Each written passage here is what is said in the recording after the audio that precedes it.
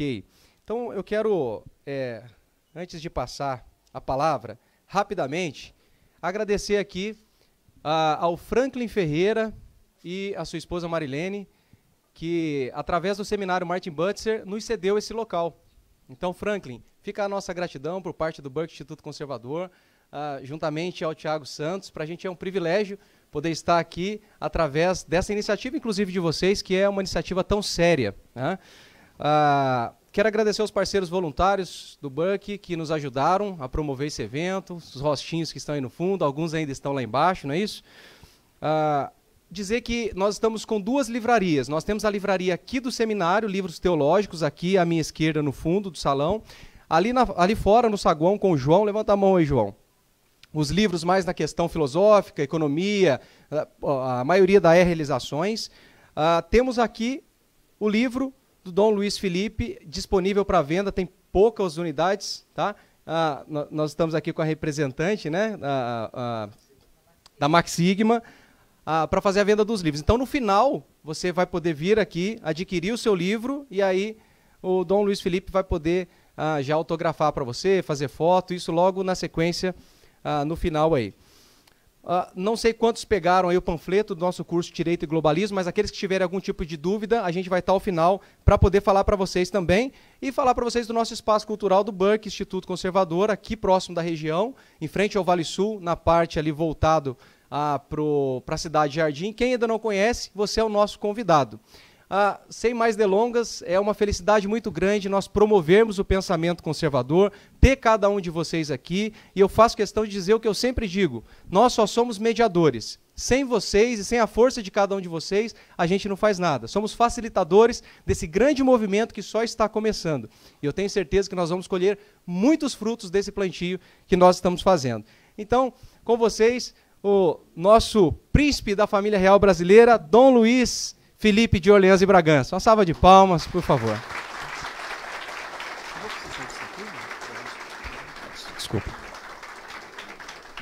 Deixa eu ver se tá. Estou me acostumando com a tecnologia aqui, que não é do meu século. Bom, muito obrigado a todos que organizaram esse evento, todos do Instituto Burke, eu tenho acompanhado eles desde o início. E, de fato, tenho visto movimentos como esse, espontâneos, nascidos aí, de cidadãos muito compenetrados e muito preocupados com o que está acontecendo no Brasil. E, ao mesmo tempo, enche a gente de esperança, porque isso se manifesta em todas as cidades do Brasil, de uma maneira ou de outra, e temos a argamassa necessária para fazer as grandes mudanças. Isso, para todos aqueles, eu diria que eu tenho uma experiência única, depois de eu ter lançado o meu livro, de ter tido que percorrer o Brasil num espaço meio curto. Então, imagens, flashes de audiências em todas essas cidades me vêm à memória, e todas elas eu vejo uma semelhança muito grande. E aí eu percebo que isso não existe em qualquer país. Eu viajei muito na minha vida e trabalhei fora, e é espantoso ver isso. Isso realmente não é algo singular e é uma grande bênção para qualquer nação que tem uma sociedade querendo protegê-la. E isso, gostaria de agradecer a todos vocês, porque nós todos participamos dessa realidade. Então, estou muito feliz aqui de estar participando de mais um evento como esse. E eu gostaria de falar da coisa mais complexa que um ser humano pode querer entreter de falar, que é a questão política. Política não é para qualquer um. Ela existe somente no âmbito das ideias. Ela não se materializa de maneira alguma, mas sofremos o efeito da política todo ao nosso redor. É a coisa mais impressionante que somente o ser humano se envolve. E agora vamos falar o porquê que isso é importante na questão Brasil atual. As ideias que têm dominado a nossa realidade, que têm nos limitado e criado nossa série de defeitos e talvez virtudes, são ideias antigas, ideias que têm uma surgência, têm um momento que ela se materializa nas cabeças de vários brasileiros. Eu gostaria de começar agora a minha exposição, um pouquinho do resumo do conteúdo do livro, e depois eu gostaria de abrir para perguntas, né, assumindo que todos vocês tenham aí bastante coisa e sem limitação. Então, eu vou prolongar aqui durante uns 20 a 30 minutos, e depois eu vou abrir para todos os tipos de perguntas, porque às vezes na pergunta nasce uma nova palestra. Então, o contexto que nós temos hoje no Brasil, ele é identificável de uma maneira com uma perspectiva muito longa. Não é fácil você perceber qual é o problema brasileiro sem entender o que constrói a política brasileira. A política brasileira, como toda política em qualquer país, qualquer nação e estado, ela é constituída em Constituição. As ideias são transferidas para o papel, eles desenvolvem uma Constituição, e aquela Constituição, pela bênção de quem a redigiu, reflete a cultura e o comportamento da sociedade. E a comunidade está atrelada na defesa dessa Constituição, porque aquela Constituição ela é desenhada para proteger aquela sociedade. Esses são os princípios formativos das grandes nações. Aí eu falei, bom, muito bem, será que o Brasil obedece a esses princípios? Não, não obedece. Falei, poxa, então por que não obedece? É porque nós caímos na armadilha que foi constituída no início do século XX, que é a armadilha do Estado Social. Vamos entender o que é um Estado Social. O que tinha durante o século XV até, vamos dizer, alta Idade Média, até o século XVI, XVII, era um modelo de Estado em que, ao menos quando se materializou as grandes nações de Estado, era um modelo despótico. Havia a monarquia, a aristocracia e o clero. Eles controlavam tudo o que era político, tudo o que era res publica. Era controlado por essas três forças. Não havia o voto, havia somente a hereditariedade, havia a divindade, uma série de outros atributos. Muito bem. Então, aí no século XVII, inicia-se uma revolução de ideias. O liberalismo surge no mundo, com um contexto de que reverte exatamente essa polaridade, ou seja, o Estado não é o preponderante, o Estado não é o todo-poderoso, a aristocracia, o clero e a monarquia não são os governantes legítimos, a soberania é popular. O povo é que determina se aquele reinante é de fato o rei, se aquele aristocrata é de fato um aristocrata e se o clero realmente é divino. Uma inversão de valores. Então surge o liberalismo aí por volta do século XVII, mas ele começa a pegar força meados do século XVIII e todo o século XIX. Todos os países que eram antes países totalitários passam a ser países constitucionais. Então os poderes, clero, monarquia e aristocracia passam a ser limitados por um papel, que era a Constituição. Essa foi a realidade liberal que prevaleceu em todo o mundo, todo o mundo desenvolvido, ou mesmo todo o mundo do Ocidente, todo o mundo ocidental, adotou Constituição. Muito bem. Aí dentro daquela força, né, entre liberais dominando esse diálogo, aí surge o conservadorismo. O conservadorismo ele surge de uma defesa contra os excessos liberais. Os excessos liberais qual que eram? O não governo. O não governo, não haver um Estado, praticamente. Quase um modelo, eu diria que anárquico, mas sim altamente descentralizado. O conservadorismo fez, ok, entendemos o liberalismo, é um movimento legítimo, de fato precisamos de uma Constituição, porque poderes ilimitados, como o do rei, se ele não tem um freio, ele acaba sendo um poder desestabilizador. Ele acaba desestabilizando a coisa pública. De repente temos um rei que quer fazer isso, quer fazer aquilo, o outro rei que quer fazer aquilo. Então isso cria instabilidade. E a Constituição ela estabiliza isso, limitando o poder dos reis. Então é uma proposta, até para o conservador, fazer muito bem. Entendemos essa proposta, é uma proposta legítima. Surge o conservadorismo aí no começo do século XIX e começa a crescer. Muito bem. Isso tem um impacto nas constituições, mas a priori são constituições liberais, que invertem aquele sentido, que no fundo colocam a soberania de Estado como cidadão. Bom, aí no começo do século XX, um movimento que já estava ganhando força em meados do século XIX, que era o socialismo. Os partidos socialistas da Alemanha, houve a Primeira Guerra, aí a Alemanha entra numa derrocada em função da guerra, aí surge o primeiro Estado Social. O que fez esse Estado Social? Qual era a característica maior desse Estado Social? O Estado Social ele vem para entregar a social-democracia. A social-democracia já existia antes do Estado Social.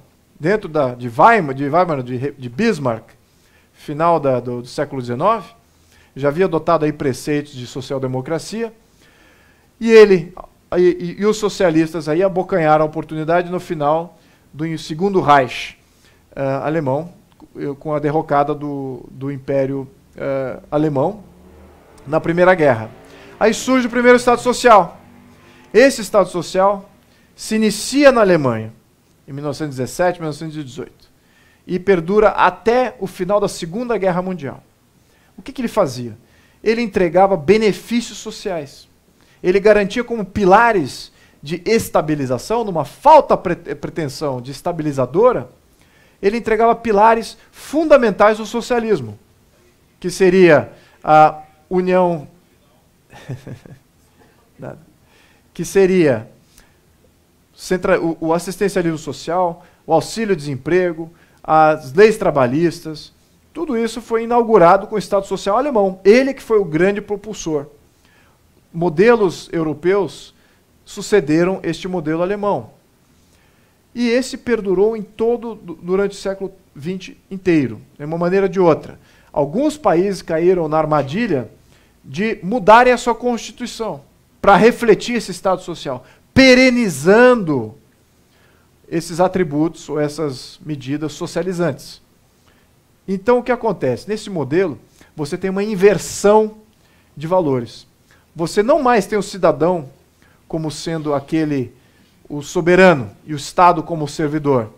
Você coloca o Estado acima de tudo, como grande legislador e árbitro de tudo, de toda atividade humana, seja ela social ou econômica. As classes sociais, como sendo as grandes beneficiadoras, ou tendo alguma exceção, algum subsídio ou alguma proteção especial. E, por último, o indivíduo. Então, o Estado Social ele pegou o que era, na dialética liberal, a ordem natural, indivíduo, comunidade, Estado, servidor. Ele inverteu isso, colocou Estado soberano, classes sociais, indivíduo servidor. Então, o indivíduo serve às classes, ele serve ao Estado. Então, nessa inversão de polaridade, nós vemos os absurdos que temos hoje no Brasil. O Brasil adotou um Estado Social em 1934. Foi a primeira Constituição socialista do Brasil. Nacionalizou o subsolo, introduziu uma série de pilares fundamentais do socialismo, relativizou a propriedade privada, relativizou todos os direitos fundamentais. Os direitos de ir e vir, os direitos de livre expressão, os direitos de culto. Tudo isso foi relativizado em função de o quê? Das classes e de alguns direitos adquiridos que foram adquiridos aí ao longo do caminho. Direitos adquiridos são até mais importantes que os direitos fundamentais. Então, nessa reversão de polaridade, explica-se boa parte dos problemas que vemos no Brasil. Vemos aí classes sociais. Quando você se junta com uma classe social, você tem força de barganha. Você consegue mobilizar para você ter alguma exceção à lei. Você tem alguma proteção especial ou um subsídio à lei. E quem é que paga por isso? Aqueles que são os indivíduos, aqueles que não estão filiados a qualquer classe. Então você vê o cessamento do teu dinheiro de ir e vir, uma classe fecha uma rua, você como indivíduo não pode mais ir e vir. Mas a classe pode fechar aquela rua. No Brasil isso é permitido. Por quê? Temos um Estado Social. Uma classe invade a sua fazenda e você não pode livremente removê-los da maneira que você bem entender. Você tem que chamar um árbitro. O Estado tem que vir removê-los e às vezes o Estado fala assim, não, eles são legítimos aí na sua terra, vamos desapropriar a sua terra e vamos entregar para eles. Isso é natureza de Estado social. Um Estado liberal não é assim. A propriedade privada, ela é sua. Você é o rei da sua propriedade. O seu direito de ir e vir é o seu direito de ir e vir. Tem algumas leis nos Estados Unidos em que, se você bloquear uma estrada sem autorização, você não sendo um oficial de justiça, não se apresentando como tal, tem algumas leis que permitem você furar a barricada. Isso resolveria alguns problemas de protesto aqui no Brasil, né? Então, nós temos um contexto de Estado social. Isso é muito importante que a gente entenda isso. Tá? Entregamos. Como é que ele surge? Ele surge através da alta tributação, da burocratização de absolutamente tudo, da alta tributação e da interferência do Estado sem limite nenhum e com toda amplitude em absolutamente tudo. Então, deste contexto jurídico, que é a nossa Constituição de 88, que é nada mais do que uma refinação da Constituição de 34, então tem a Constituição de 34, a Constituição de 46, tem a Constituição de 67, 64, 67, depende aí de como você vê, e de 88. A de 88 nada mais é do que mais um modelo de Estado social, seguindo aí o quinta versão de Estado social. Muito bem. Então, neste contexto de inversão de poderes e valores, surgem os nossos problemas. Qual é a característica fundamental do Estado social? Um presidente. É um presidente muito forte. Ele tem poder ilimitado. E ele concentra o maior orçamento dentre, talvez, a maioria dos países envolvidos. Com muito pouco freio. Ninguém freia o presidente. O presidente com poder orçamentário, poder jurídico de nomear, fazer inúmeras nomeações, criar autarquias. Autarquias que por si própria, como a Anatel, a ANEEL, a Ancine, várias autarquias que ele cria, ele pode criar multas, pode criar taxas, e a revelia do direito dos políticos eleitos, daquela base de governo eleita, pode muito bem forçar a tirania através de qualquer autarquia. A autarquia da ANEEL pode subir o preço da energia elétrica 300%, 400%. A revelia de mercado, porque eu quero. Eu sou a ANEEL, eu me reporto somente ao presidente, e o presidente tem poder absoluto na Constituição brasileira. O presidente pode roubar a sua poupança. Nenhum presidente do Brasil fez isso, não é mesmo? E mudou depois que ele roubou a poupança?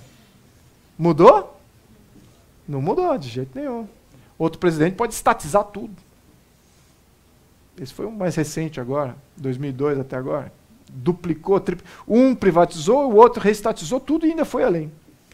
Isso pode, porque ele é o presidente. Então, o presidencialismo, ele é muito importante para o Estado social.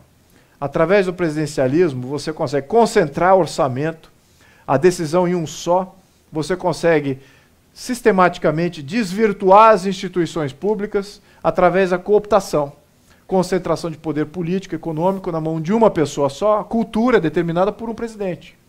Então, a cultura brasileira foi determinada pela Dilma Rousseff durante um tempo.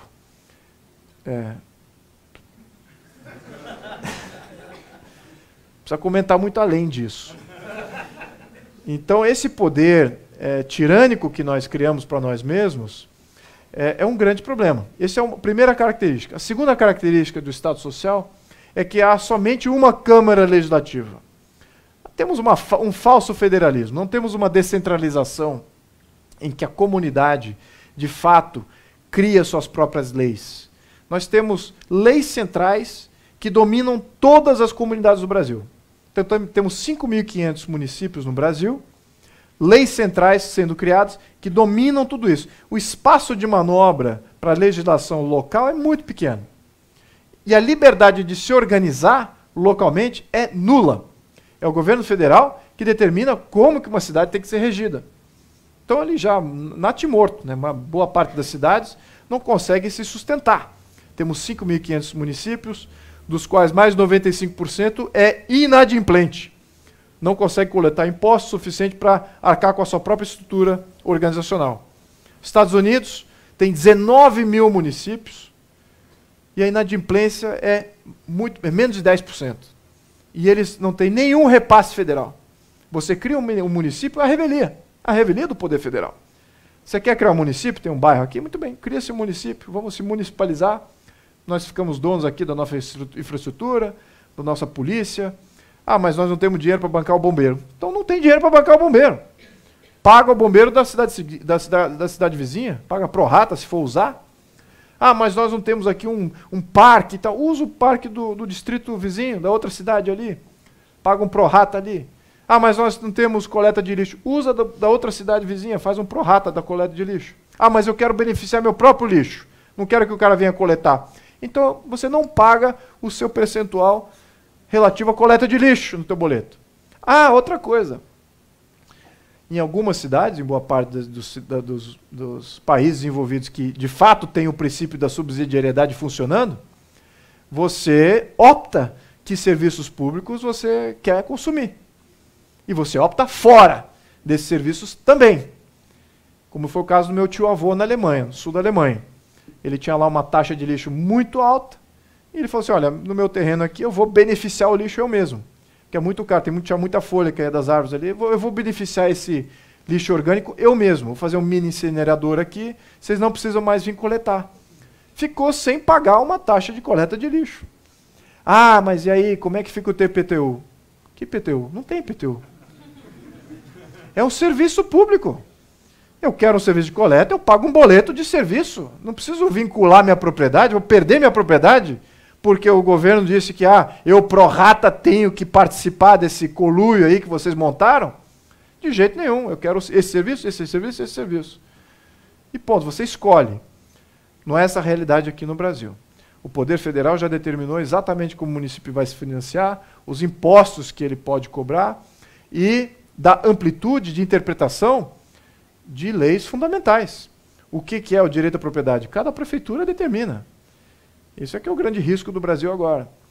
Então, temos prefeitos sendo eleitos no Brasil, tem um viés que não gosta de propriedade privada, acha que a propriedade não deve ser privada, deve ser tudo estatizado, tudo do governo. Então eles aplicam imposto progressivo, IPTU progressivo, aplicam leis que vão patrimonializar aquilo que é privado, tirar do público e trazer para o governo, para mais poder para a burocracia, determinar quem mora onde, quando e que benefícios vão pagar em função da sua riqueza, da sua pobreza, etc. Esse poder estamos sendo transferido. Isso tudo por lei federal. Enfim, então temos muita centralização jurídica. Essa é a segunda característica. A terceira é que não há freio nenhum a no seu voto. Nós só podemos votar o cara fora no próximo mandato. Pode ser corrupto, pode ser desonesto. Então, nós não podemos fazer absolutamente, tentar impeachar, fazer um impeachment daquela pessoa. Tenta fazer um impeachment. Tenta fazer. Processo criminal muito prolongado. Então não há freio contra isso. Não há freio contra impostos. Criação de novos impostos, de novas normas, novos tributos. Não há freio contra isso. Todos os países envolvidos têm freios diretos. População, é o que eu até menciono, ela é um poder efetivo em países desenvolvidos. A coisa pública é compartilhada entre os representantes e a sociedade, as comunidades. Há um compartilho ali. No Brasil não é assim. As comunidades não existem e é só poder público que manda na coisa pública. Burocracia e políticos. Então esse é o terceiro grande problema. Não temos mecanismos diretos de interferência. Referendo popular e recall de mandato. Essenciais para a gente evoluir politicamente. A quarta coisa é a questão da livre iniciativa.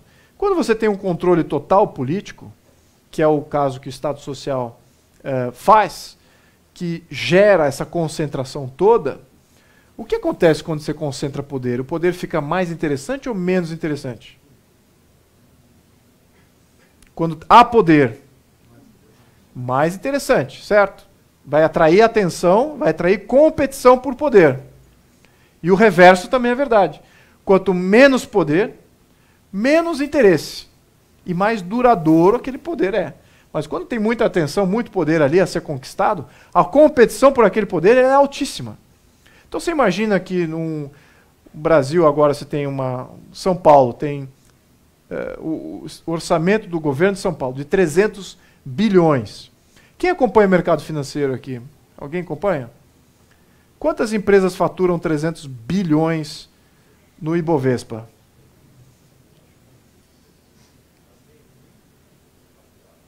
Pois você está entregando esse poder de gerenciar 300 bilhões a um desqualificado. Quem gerencia 300 bilhões no mundo são poucas pessoas com capacitação internacional de renome, alta qualificação administrativa. E aqui o que nós temos? Grandes orçamentos monumentais entregues na mão de pessoas desqualificadas. Essa aqui é a característica do Estado Social, porque eles são representantes. Ele me representa a minha classe. Isso é positivo? Estamos vendo o resultado. Resultado da mediocridade administrativa que nós impusemos em nós mesmos. Essa é a característica de um Estado social. Ele cria oligarquias que competem por esse poder. E elas são políticas ou são econômicas. Elas entendem que aqueles representantes que vão surgir lá são Zé Ninguém. Esse aqui é o padrão brasileiro. É um Zé Ninguém que vai dominar um orçamento monumental. Então, o que surge? Surgem oligarquias. Com concentração de poder, surgem oligarquias, políticas ou econômicas. Inevitável. Eles competem por poder, e aí o que acontece? Quando eles têm o poder, não só o poder econômico, que já ofere a capacidade de poder entrar e comprar o poder público, no minuto que eles têm o poder público, eles começam a fomentar a regulamentação que ele elimina competição do mercado. Então, esse é que é o conluio que acontece no Brasil. Existe aí grandes interesses econômicos, grandes interesses políticos unidos em conluio contra a livre iniciativa. Não é do interesse dos grandes bancos ter uma factoring. Quem opera factoring aqui, por favor? Ninguém opera factoring. Claro que não opera factoring. Sabe por que ninguém opera factoring? Porque os bancos regulamentaram uma factoring fora do mercado. Colocaram tanto grau de interferência ali regulamentar que você não pode emprestar para uma pessoa física. Então o empréstimo de um primo fica regulamentado, não pode fazer isso, porque aí o teu ganho é juros, aí tem que ser tributado uma tal alíquota, mas se você não é uma empresa, então você vai ser tributado a alíquota máxima, aí já desinteressa totalmente o negócio. E você perde uma linha de financiamento que é pujante nos Estados Unidos, por exemplo, e que financia até cidades, sem ter que apelar para governo federal, sem ter que apelar para governo estadual. Muito bem. Então, essa realidade de interferência absoluta na coisa econômica, ela passa a ser um grande interesse das oligarquias. Então, a livre iniciativa, ela deixa de ser livre. O capitalismo deixa de existir. Quando você não tem o capital na mão da sociedade, dos indivíduos, das famílias, das comunidades, quando você não tem a livre iniciativa, ou livre mercado, realmente livre, desprovido de oligopólios e monopólios, desprovido de interferência de regulamentar, desprovido de interferência de tributos, você não tem livre mercado, você tem um mercado regulamentado, altamente regulamentado. E claro, aí é propriedade privada, esses são os 3 pilares do capitalismo. A propriedade privada tem que ser plena, ela não pode ser relativo. Eu tenho propriedade, vou tirar dinheiro do banco, vou comprar uma propriedade, vou comprar um imóvel. O que eu podia fazer com o dinheiro no banco? Tudo. O que eu posso fazer com o dinheiro agora no imóvel? Agora o prefeito determinou que tem que fazer isso, agora vai ter que fazer aquilo, agora não pode usar sua função, tem que obedecer a função social da propriedade, e a função social da propriedade nessa cidade é crescer árvore, então você tem que crescer árvore no seu terreno, e aí de você cortar essas árvores, você ganha multado, então para que eu vou tirar dinheiro do banco e botar numa propriedade privada? Ou botar numa empresa, que também é considerada propriedade privada, ou botar numa ideia, que é uma patente. Para que eu vou gastar? Se o governo a qualquer hora vai interferir nisso. Qual é a segurança jurídica para o meu dinheiro? Bom, aí fala, ao menos eu tenho a minha poupança. Bom, já acabei de falar do exemplo Collor, né? Então eu não tenho segurança jurídica de propriedade nenhuma, nem de capital, nem de propriedade privada, nem de livre mercado. Capitalismo no Brasil não existe. Capitalismo no Estado Social não existe. Não existe. Aí você olha uma gama de países, 200 países. Você tem aí 180 países que têm um modelo similar ao do Brasil. Aí você fala, devem ser países ricos. Eu tenho certeza que algum desses 180 países devem ser os países mais ricos. Nenhum país dos 180 países observados são países de primeiro mundo. Nenhum país com somente 3 poderes, executivo, legislativo e um presidente, são países desenvolvidos. Vou entrar no caso dos Estados Unidos já já. Temos que entender que temos um modelo que nos garante a mediocridade em função da gente ter um grande país e ter uma força trabalhadora imensa. Por quê? Se tivéssemos um pequeno país e uma força trabalhadora pequena, seríamos pobres. Essa que é a realidade do nosso modelo. Eu não estou falando isso de narrativa, tá? O meu livro explica isso muito bem no capítulo 12. No capítulo 12 vocês vão poder pegar todos esses países, os diferentes sistemas políticos de cada um dos países envolvidos, de cada um dos países que são subdesenvolvidos, pobres, e a realidade é essa. A chance de nós nos tornarmos um país desenvolvido com o atual modelo político e constitucional é zero. É zero. Não há nenhum país organizado da mesma maneira que o Brasil é e é rico. Nenhum. Há vários medíocres. Sim, vários medíocres. Vou dar alguns nomes medíocres aqui. A Rússia. A gente até tem uma economia maior que a Rússia, né? A África do Sul agora acabou de dar uma guinada para a esquerda bem forte. Acabou de violar completamente a propriedade privada. Ali eles podem confiscar a propriedade privada sem indenização. Aqui no Brasil a gente confisca, mas aí paga um valor venal ali que o governo determina, não é nada mercado. Tudo o governo que determina quanto que vai pagar pela sua propriedade desapropriada. Muito bem. Essa é a característica. A Índia somos maiores que a Índia, sim, mas a gente está na cabeça, a gente é a ponta de lança, a gente parte dos BRICS. Tem países mais pobres do que isso, e todos eles têm a característica similar. Um executivo muito forte, um presidente que vem, eu vou agora um plano nacional maravilhoso, vou concentrar esse orçamento, vou fazer aqui um plano de desemprego, vou empregar todo mundo. Quantas vezes a gente já escutou isso? Vou controlar o câmbio, porque esse dólar está caro demais, está proibindo que a gente faça compras e viaje para Miami, isso afeta a nossa qualidade de vida. Vou controlar o câmbio. Quem dos presidentes já escutou falar isso? Alguns, né? Algum bem proeminente agora. Controlar juros, vou baixar essa taxa, porque é impossível agir com essa taxa, vou baixar essa taxa. Tá bom, tudo bem, corta os gastos. Não tem nada a ver, gastos de juros, nada a ver, nada a ver. Nada a ver. Pode quebrar à vontade aí, que os juros, vou baixar os juros ainda. Como é que funciona isso? Bom, muito bem. Então, o nosso modelo institucional, nosso modelo jurídico é esse.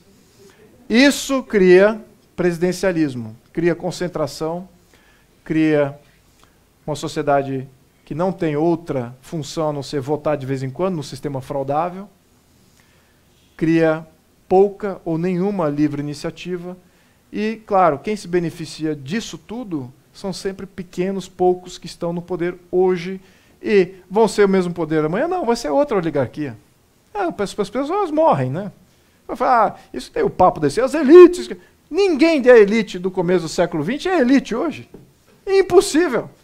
É outra característica do Estado social. Veja os países liberais, o acúmulo de riqueza passa por séculos. Tem famílias que têm patrimônio há 300 anos, 400 anos.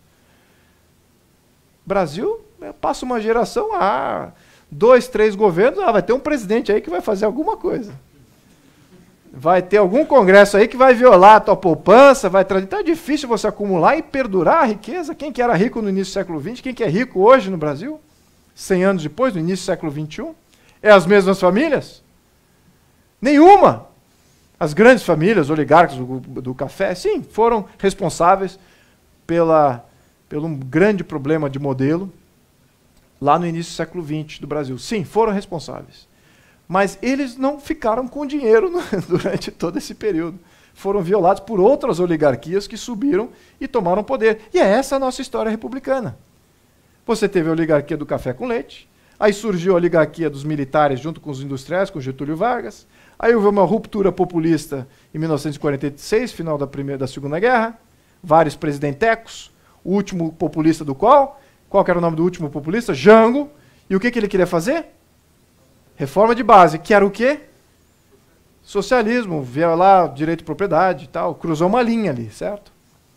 Bom, aí surgiu uma nova oligarquia, que é a oligarquia dos militares. Os militares ficaram até 85, agora tivemos uma segunda ruptura populista. Vários presidentecos que podem fazer o que eles quiserem. Tem poderes ilimitados.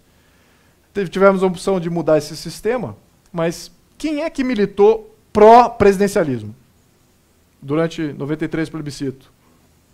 Que partidos? Que viés ideológico?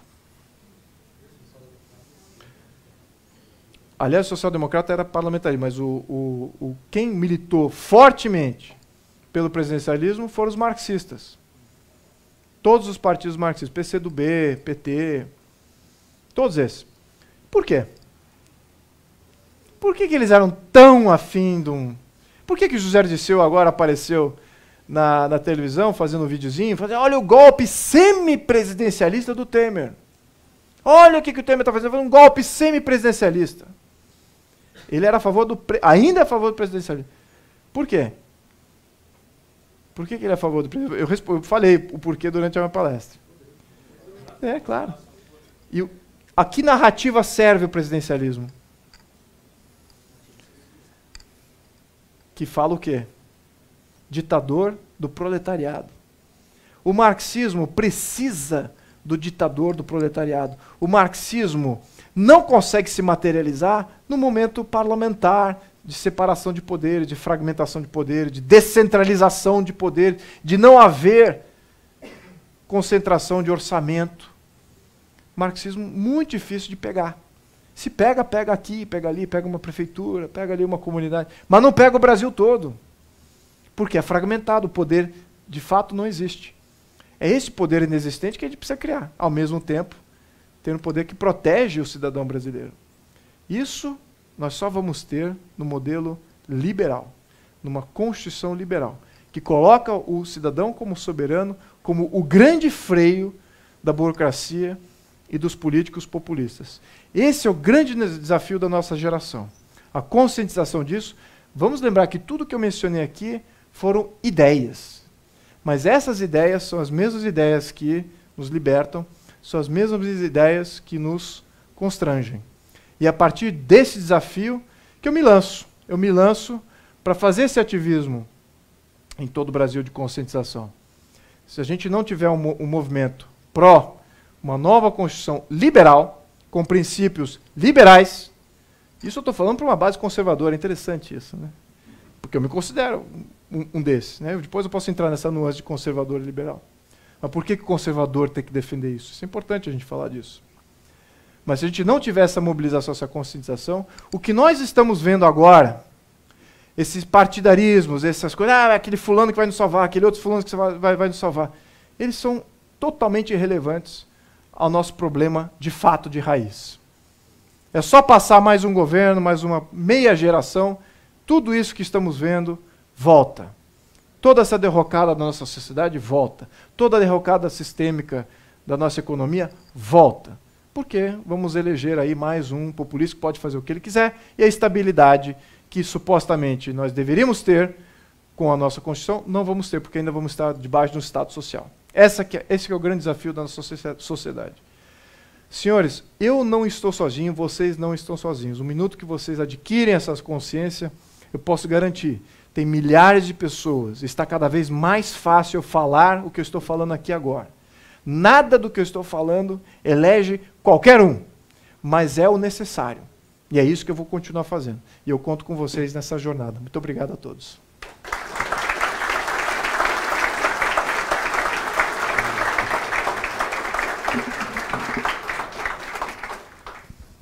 Pessoal, oi, som. Eu não sei como a gente vai fazer isso, vamos tentar fazer de alguma forma, tá? Para poder interagir. Quem tiver perguntas, vamos tentar fazer à distância, se não for possível, se aproxima aqui do microfone. Acho que vai funcionar assim, né? Alguém quer iniciar, fazer alguma pergunta aqui? A sala é pequena, acho que dá para eles. Dá, né? Acho que dá, né? Começar aqui? Quando você está falando sobre Constituição liberal, também no início da palestra, eu queria saber casos como o do Reino Unido, que não possui Constituição, se é um bom modelo ou não. O modelo inglês, ele é um modelo de convenção. Há várias convenções assinadas, né? Não é uma Constituição per se. Então, de fato, ali, todas as regras elas são oriundas da experiência inglesa. Por que esse modelo não é o melhor modelo no meu conceito? Primeiro porque o conceito, a concepção de comunidade que existia na Inglaterra, ela precede tudo isso. Ela era muito forte. A Inglaterra, assim como a maioria dos países europeus, tinha comunidades locais fragmentadas e muito fortes. A diferença é que a Inglaterra, em função do seu isolamento, fomentou muito mais enraizamento daquelas comunidades. E você pedir para que todas as comunidades assinem um papel constitucional seria um desafio quase monumental. Vamos lembrar que a Inglaterra tem diferentes línguas ali. Eles ainda tem dialetos ali que são línguas per se, né? O celta, tem uma série de coisas ali. Então, aquilo naquele momento, até no momento histórico, aquilo se mostrou desnecessário em função da aristocracia. É muito interessante essa pergunta. Cada pergunta suscita uma palestra de 3 horas, tá? Então, eu preciso ter uma outra pergunta para parar de falar. Mas esse é um modelo muito interessante que você menciona, que é a democratização, modelo de democratização. Como é que você chega a incluir cada vez mais pessoas no sistema político? Tem um cientista político que chama-se Robert Dahl, e ele escreveu Os Caminhos para a Democratização, né? Como é que você... É poliarquia que ele fala, o nome do livro dele. E naquele livro ele mostra que países como a Inglaterra, que tinham uma aristocracia altamente competitiva uma com a outra, diferente, mas altamente competitiva, ele começa a formar uma língua de conduta, de decoro entre os aristocratas. E aí, à medida que você vai expandindo, incluindo novas classes e camadas sociais, os burgueses, etc., eles têm que falar essa língua. Então, em função de como eles narram e eles se interagem com a sua língua, em fórum de assembleia, daquilo surgiu as normas, de como eles se conduzem. Então, aquilo foi muito forte. E as comunidades que entravam para o sistema político tinham que falar aquela língua específica de decoro que eles tinham desenvolvido. Se você não falasse aquela língua e soubesse se relacionar, você estava fora do sistema político. Então aquilo é altamente estável, uma maneira de absorver de uma maneira estável. Como é que é uma maneira instável? É quando você tem um povo multicultural falando várias línguas e fala assim, democracia para todos. Vem, todo mundo, vamos lá. Sem regra. Impossível. Iraque, exatamente. Você tem as comunidades que não entendem, não vão saber que decoro aplicar, então você tem que ter uma regência. Você tem que ter uma ordem. E é isso que a Constituição estabelece. A Constituição estabelece 3 coisas. Soberania nacional, território, define cidadania, quem vai estar sob a júdice daquela carta, quem vai ser protegido por aquela Constituição. Você estabelece a justiça, qual é a justiça comum daquele povo, um mínimo, talvez tenha diferenças em alguns lugares, dentro ainda daquela comunidade mais ampla, mas tem que ter uma justiça comum. E a ordem, como é que vai ser jogado esse jogo? Então essa ordem de jogo é necessária quando você tem uma diversidade muito ampla. E o Brasil ele se democratizou de uma maneira muito rápida. Quando eles abriram as portas agora em 88, pum, todo mundo. Aí vai surgir o partido de tudo quanto é jeito, um diálogo político foi... Até o decoro parlamentar teve que ser mudado. Esse negócio de Vossa Excelência, isso não existia lá. Né? Todo mundo se xingava, falava, e pô, começaram a limitar isso aí para ter um mínimo de conduta. E não chegamos lá ainda, a gente está vendo a nossa Assembleia como é que é. Né? Civilizadíssima, não é nada civilizado. Eles não tiveram esse processo lento de absorção, não havia uma aristocracia ali que dava esse norte de como se conduzir e estabilizar. E a Inglaterra teve. Então, por isso que eles não precisam de Constituição. A gente precisa. Aliás, a maioria dos povos precisa. Né? Sobre o modelo americano. O modelo americano. Por que o modelo americano ele tem 4 poderes? Aliás, tem mais do que 4 poderes. Mas por que os outros países da Europa, todos eles são modelos parlamentares, tem executivo, legislativo, judiciário e um poder moderador. Sim, um poder moderador. É um chefe de Estado. Né? Um executivo, legislativo, judiciário e um chefe de Estado. Eles têm um 5º poder, que é o poder do povo. Legislado, direto, intervenção direta, democracia direta. Sim, em alguns níveis tem. Então eles têm mais do que 4 poderes. Eu já estou no 5º. Eu até estou sugerindo aí, numa mudança constitucional, que a gente tenha 6. Né, de ter um conselho de Estado aí, junto ao poder do chefe de Estado. Enfim, isso é um detalhe aqui. Mas como é que é os Estados Unidos? Os Estados Unidos, inicialmente, lá atrás, 1787, o presidente era o chefe de Estado. Ele não era governador dos Estados Unidos. A Constituição norte-americana não permite que o presidente e o Congresso Nacional criem uma lei e falem assim, agora essa é a lei da terra. Você vai dirigir na rua do lado esquerdo. Eles não tinham esse poder. O poder deles era de chefia de Estado. O que era chefia de Estado? Soberania nacional. Acordos internacionais, controle da moeda. E nem a moeda tinha naquela época. Hein? Controle do exército. E nem o exército tinha naquela época. Então, era muito limitado. O governo central não fazia nada. Não podia fazer. Era poder negativo. Era de passivo. Ele só interferia caso houvesse violação de direitos individuais. Caso a sua população, os seus cidadãos estivessem em risco de um governador tirano de Estado. Então, o que ele era? Ele era o poder moderador de cada um dos 50 estados. Ele agia como o quarto poder. Então, dentro de cada estado, você tinha o governador, executivo, tinha o legislativo e tinha o judiciário. Todos eleitos. O judiciário eleito também. Aí, passaram a ter mais ainda. Se você pega alguns modelos de estado, dos 50 estados norte-americanos, eles elegem 10 poderes. 15 poderes. Como assim? Pô, o cara elege xerife, o cara elege o auditor, o procurador-geral do Estado, ele elege absolutamente todo mundo. Por quê? Por um poder que você criou, que é o poder do recall de mandato e do recall de mandato. O que funcionava? Como é que alguns estados colocaram assim? Bom, o recall de mandato, o que faz? Olha como você iniciou a pergunta com os Estados Unidos. Já estou falando de recall de mandato, hein? Nova palestra. Nova palestra. Mas o recall de mandato ele funciona da seguinte maneira. Mas olha o efeito que ele tem. Inicia-se assim. Você dá o direito da população revogar o mandato de qualquer pessoa eletiva e nomeada por esses eleitos, baseado num baixo-assinado. Você faz um baixo-assinado, um percentual da população, chama-se uma nova eleição.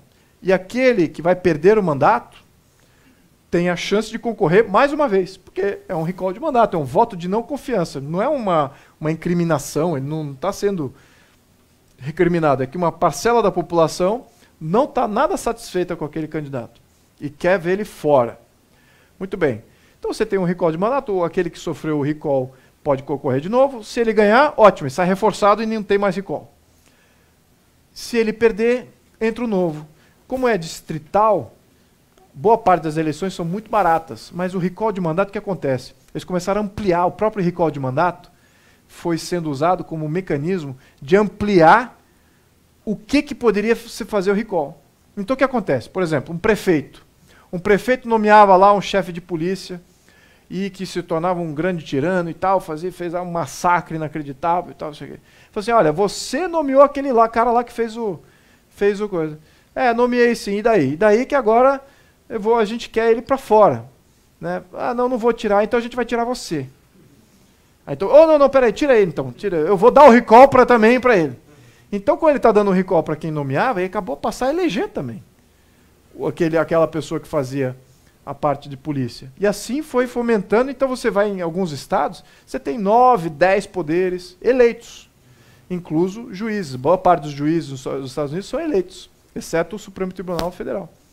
Bom, enfim, então eu respondi aqui a questão do poder moderador e por que os Estados Unidos de fato, tem mais poderes do que só 3. Isso a gente só vê o modelo federal, né? Mas o modelo que rege os estados são muito mais do que isso. Pergunta ali?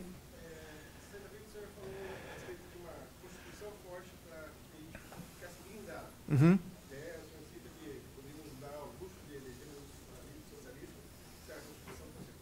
Sim. Como hoje é possível brigar ou tentar mudar essa Constituição sem alterar a nossa, porque a nossa já é um Frankenstein, é inviável. Como hoje, se quem tem esse poder não tem nenhum interesse de fazer essa mudança? Temos que começar a eleger quem quer fazer essa mudança. Mas aí a questão de vocês agora, vocês têm um poder da internet, e se há deputados que estão se apresentando, há senadores que estão se apresentando, passem a cobrar. Eu quero recall de mandato. O senhor quer recall de mandato? Mas o sistema eleitoral é fraudável? Sim, o sistema eleitoral é fraudável, sim. Concordo. Uma Constituição exclusiva, autônoma, fora do Congresso. Também. Também. Bom, aí como fazer? Basicamente a pergunta dos 3 aqui é similar. Como fazer essa mudança? Bom, várias maneiras, das quais eu acho que só 2 são positivas.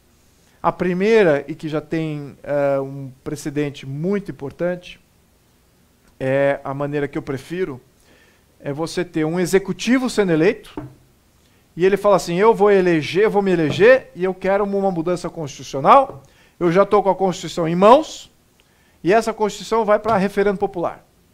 Logo assim que eu assumo o poder. Então ele coloca isso a referendo popular. Você criou um vínculo direto com o presidente e a população, e aquilo é referendado. É perigoso? Claro que é perigoso. Porque o Chaves tentou fazer isso. Mas tem outra pessoa que fez e deu muito certo, que foi o Charles de Gaulle. A Quarta República da França estava completamente arruinada pelo marxismo, 2 governos socialistas que sucederam a Segunda Guerra Mundial. Nos anos 60, uma guerra da Argélia e da Tunísia, etc., as colônias querendo se desvincular da França, um pandemônio geral, os marxistas fomentando cada vez mais o problema. Chamaram Charles de Gaulle, falaram assim, Charles de Gaulle, volte aqui. Quem não conhece, Charles de Gaulle foi um herói de guerra francês. Charles de Gaulle, volte ao poder, por favor, foi aclamado a ser presidente. Ele falou assim, tá bom, eu assumo, mas eu quero uma mudança constitucional.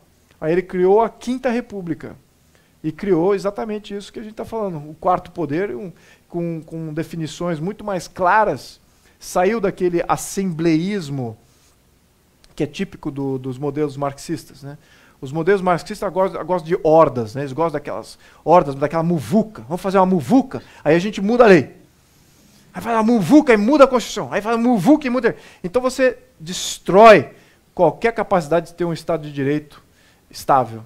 Né? Mudou o tempo, cria-se uma muvuca. O que aconteceu na África do Sul agora? Então, o Charles de Gaulle não. Ele criou mais freios, né, para fazer alterações constitucionais e deu o poder executivo, fragmentou mais o poder executivo. Então essa é a primeira ideia.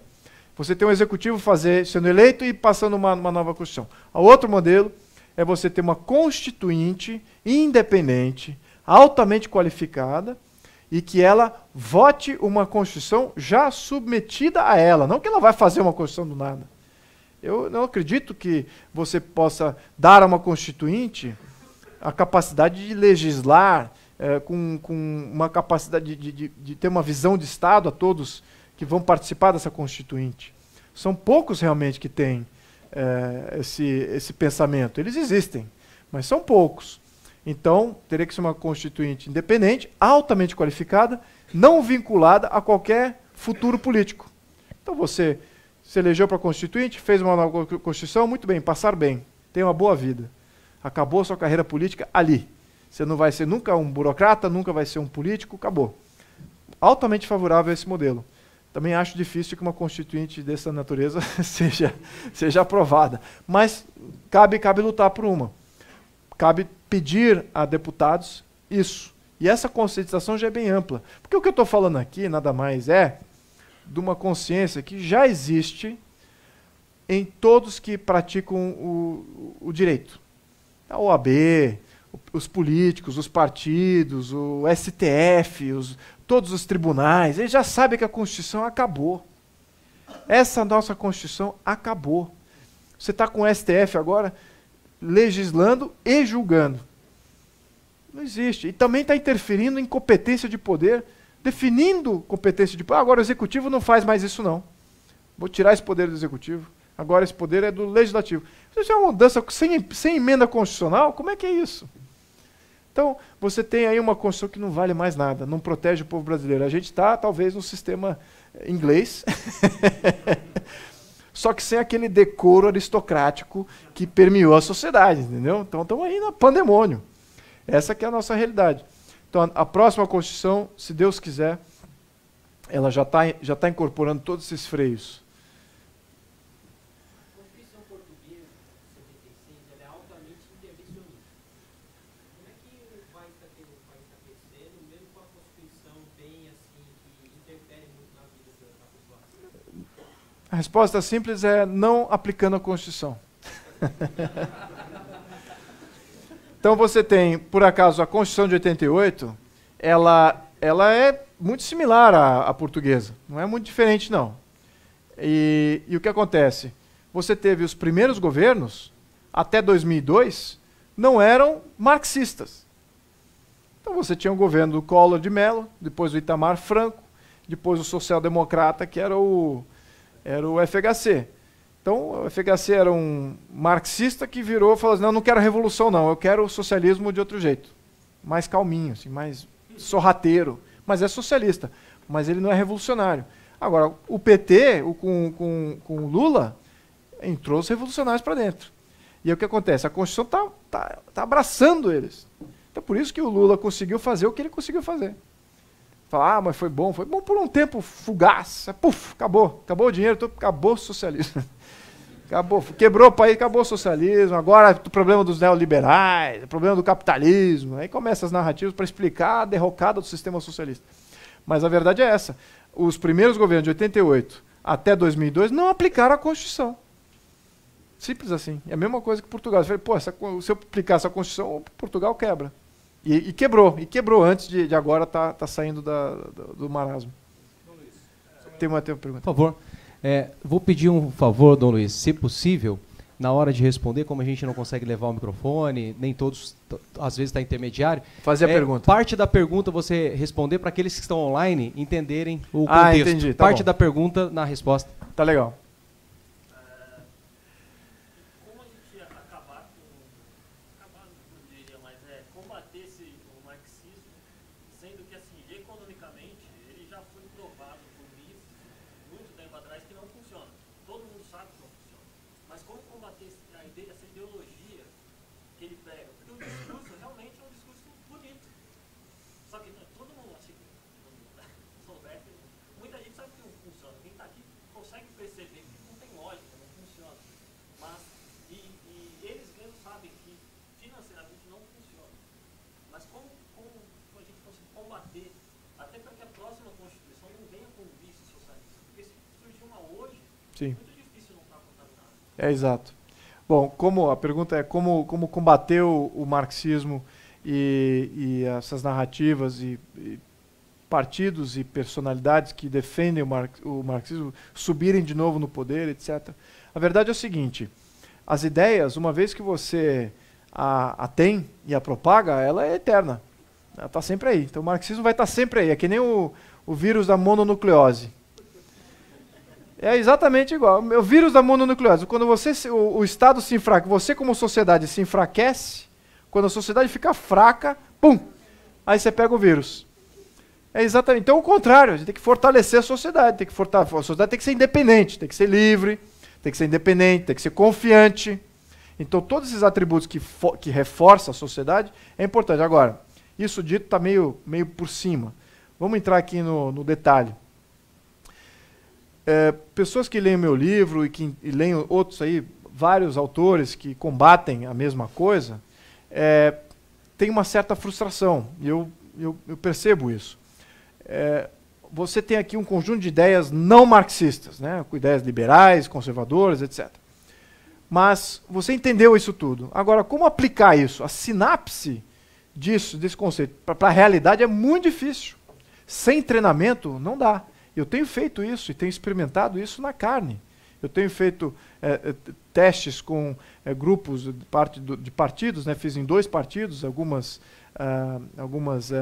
treinamentos, que você coloca uma lei. Vou dar uma lei aqui, por exemplo. Vamos estender a previdência privada, vamos estender benefícios de previdência a mães carentes. Você é contra? Isso é socialismo. Se você aprova, você, não, eu sou a favor, você está sendo socialista. E a maioria das pessoas fala, eu quero, isso aí é bom mesmo, as mães carentes, realmente, é preciso entrar no sistema previdenciário. Então, tira as mães carentes da equação e eu coloco imigrante. Você é a favor que o imigrante tenha benefícios da Previdência sem ter nenhuma contribuição? Quem é a favor? Poxa, vocês acabaram de aprovar mãe carente? Por que vocês não aprovam para o imigrante? É o mesmo princípio. E olha, a gente está pagando Previdência para imigrante, tá? Só para deixar aqui sem contribuir nada. Então, só uma deixa aqui. Claro, modelo socialista. Então veja como é difícil. A maldade está embutida no detalhe. Então você vai numa Câmara Legislativa de qualquer cidade do Brasil e tem esses projetos assim. Eu vou fazer um novo benefício aqui para aqueles que são condutores de idosos. Condutores de idosos, bababá. Você é contra o cara que está ajudando o idoso? Pô, não pode ser contra o cara que está ajudando o idoso, pô. Socialismo, pronto. Então é mascarado o negócio. Então esse exercício é fundamental, porque a defesa do liberalismo vai fazer você uma pessoa melhor. Você é uma pessoa, você se deteriora como pessoa, como intelecto, defendendo qualquer coisa socialista, porque é emocional, então você não está usando intelecto. Agora, para você se contrapor a uma narrativa dessa, aí é que precisa muito exercício. É por isso que todos que defendem um não marxismo são muito especiais. São muito especiais mesmo. Não sei se eu fui claro aqui na resposta. Obrigado. Eu tinha uma pergunta ali, eu vou ter esses dois. É. Eu não vou repetir essa pergunta online. Olha, a pergunta é se eu vou ser o vice-presidente do Brasil. Eu não recebi nenhuma proposta. Tá? Não recebi nenhuma proposta. Essa aqui é a realidade. Então, aí depende da proposta.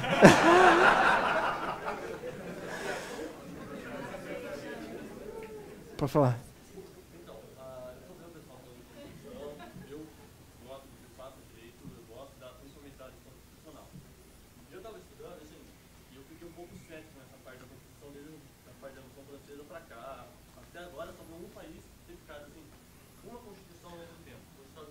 Uhum.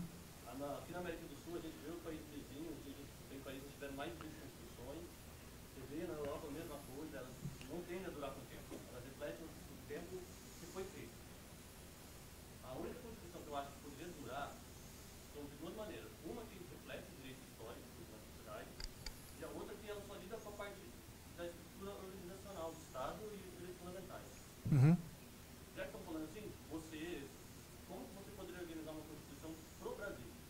Se pro Brasil que estivesse adequado pra gente. Porque eu vejo o pessoal falando assim, Estados Unidos, Inglaterra, mas a gente não está aqui em países, a gente não tem a mesma linha deles. A nossa linha é portuguesa, espanhola, a nossa linha é completamente latina, ibérica. Então, quando fala controle de constitucionalidade, eles copiam do norte-americano, então tem que ser uma coisa nossa. Como é que faria isso? Bom, é uma pergunta interessante. Como é que fazer uma nova Constituição incondizente com a nossa realidade, né? com o nosso ethos brasiliense? Então, bom, a princípio, nós nascemos como país de um ponto de vista central. Não foi o caso com os Estados Unidos. Ele nasceu fragmentado e se consolidou em um país. O Brasil já nasceu central, já nasceu unitário, já nasceu uno. Isso é muito importante, porque desse modelo, a gente até agora não conseguiu se desvencilhar. A gente ainda é um país unitário. A gente ainda tem uma Câmara Legislativa que legisla em todo o território nacional. Então, essa é a característica mais, eu diria que fundamental na criação de uma nova Constituição. Por quê? Porque nós temos um poder federal que já agregou camadas importantes, positivas, e agregou camadas totalmente destrutivas, que eu acabei de mencionar aqui, que são os pilares de sustentação do socialismo, né? Então temos que identificar que camadas que nós vamos ter na Constituição que foram agregadas. Por exemplo, vamos dar um exemplo aqui. Do que eu estou falando? Estou falando meio teórico aqui, mas vamos dar um exemplo. Os Estados Unidos, ele nasce sem o Exército, ele nasce sem o FBI, ele nasce sem a CIA, ele nasce sem algumas outras agências reguladoras da questão federal, que são muito importantes e que, sem dúvida, hoje, se fosse reescrever a Constituição norte-americana, iriam incluir essas agências ali, porque já faz parte do modelo estabilizador dos Estados Unidos. O Brasil já tem tudo isso e mais ainda, né? Então, temos que remover algumas coisas que são nocivas, que tem mais a ver com política social, política que poderia ser descentralizado, deixar isso saúde, a parte até de leis criminais, deixar isso para os estados e municípios, e você deixar ainda um poder central que é condizente com aquela nossa realidade fundadora, certo? Então nós temos sim uma grande apreciação pelas nossas forças armadas. Isso é fundamental. Nossas forças de segurança têm segurado aí a nossa...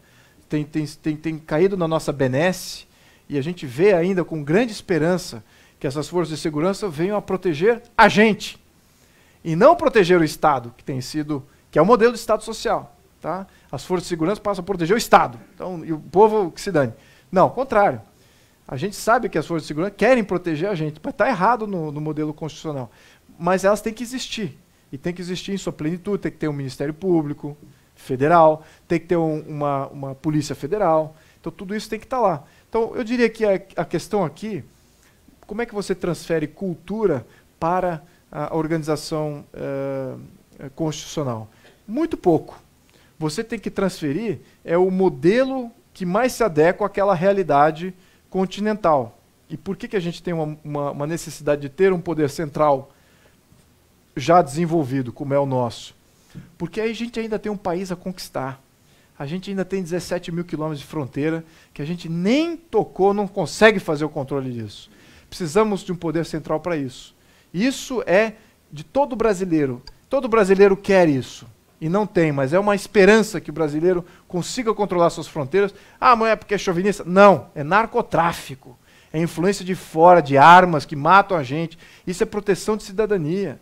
Então temos que ter essa aspiração sendo ventilada. Aí entra todos os outros fatores econômicos, né, de proteção de evasão de divisas, de contrabando, de tudo quanto é tipo. Então isso é necessário. Então acho que a gente consegue, numa revisão constitucional, dar a real definição e o real propósito das Forças Armadas e das Forças de Segurança do Brasil, que hoje estão totalmente relativizadas e amarrados na sua capacidade de fazer qualquer coisa. Então isso que eu diria que seria o primeiro aspecto cultural aí que a gente mexeria.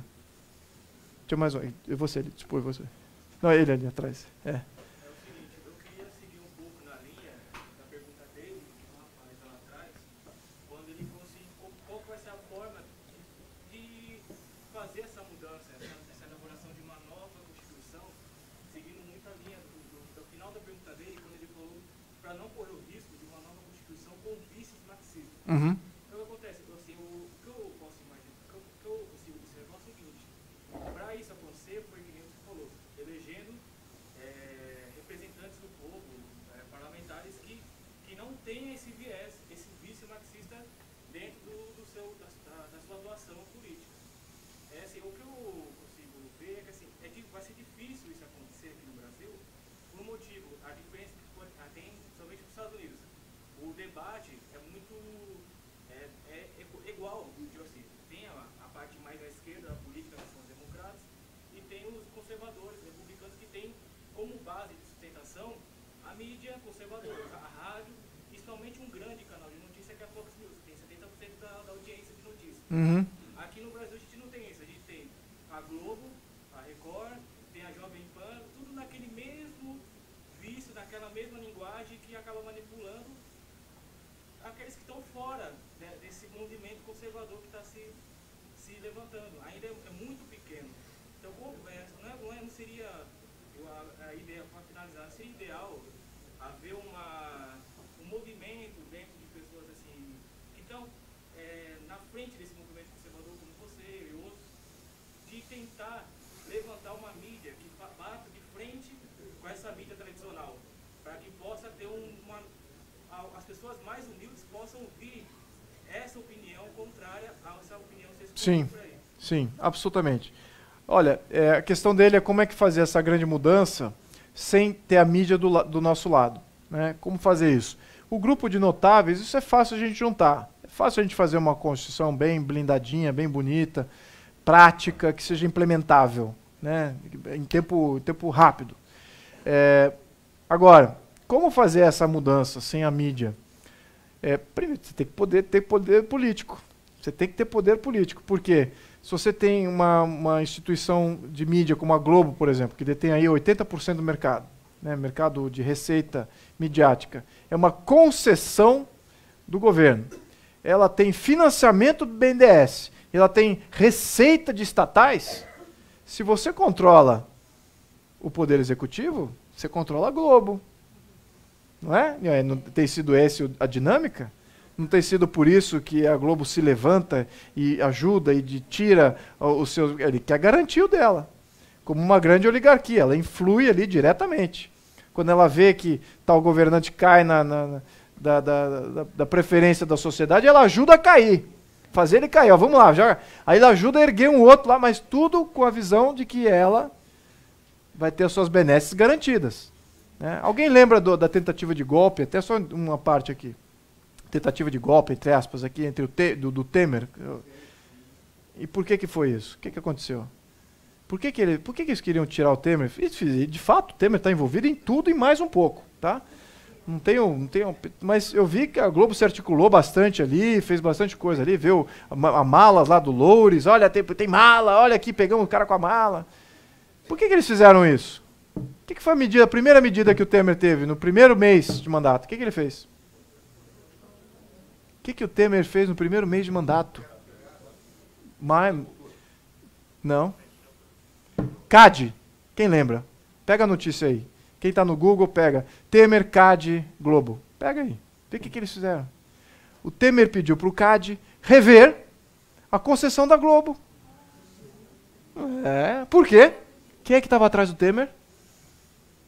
Quem é que estava atrás do Cunha? Quem que sustentava o Cunha? Igreja Universal? Que televisão que está atrás da Igreja Universal? Meus amigos, nós temos um sistema oligárquico. Vocês entenderam a profundidade do jogo aqui? Nós somos apenas a fachada do negócio. Esses aí que a gente vê é só a neve que está no iceberg. Essa que é a nossa realidade. Então você tem toda a razão de perguntar isso. Mas, se você comandar o Poder Executivo e ter um presidente favorável a uma revisão constitucional, você tem a mídia do teu lado. Você faz acontecer. Tá? Isso é preponderante. Tinha mais uma... Eu quero... Desculpa, pode pegar. Pode falar. Luiz, voltando um pouco à questão Tá. agora, saindo um pouco desse viés, esse aspecto institucional, voltando um pouco para o aspecto econômico. Qual é a ameaça real que o desenvolvimento sustentável liderado pela ONU representa para as economias dos países? Vou falando melhor, assim, a Agenda 21 agora, a Agenda 2030. Vendo 2030. Bom, olha, o Brasil, a gente tem que entender o Brasil. Nesse contexto de oligarquia, muito bem, como a gente não tem uma república... Perdão, a pergunta dele era o seguinte, no contexto da influência que a ONU tem no Brasil, qual é o risco para o nosso país, em termos de sustentabilidade econômica, etc. Então, a resposta é a seguinte, precisa entender o Brasil. O que é o Brasil? Muito bem, a gente definiu como esse modelo oligárquico, certo? Que as oligarquias é que dominam o Brasil e tem seus interesses ali sendo refletidos, tudo quanto é jeito. A ONU, ela age exatamente como uma oligarquia. É um poder de influência. Aí você tem que entender, peraí, se a gente não tem a soberania popular, se a gente não tem o Estado liberal que coloca o indivíduo lá em cima como soberano, se a gente não tem a gente tem um Estado social, muito bem. Já facilitou para a ONU interferir. Porque entregou o poder para o Estado, poucos têm o poder, esses poucos podem agir no todo.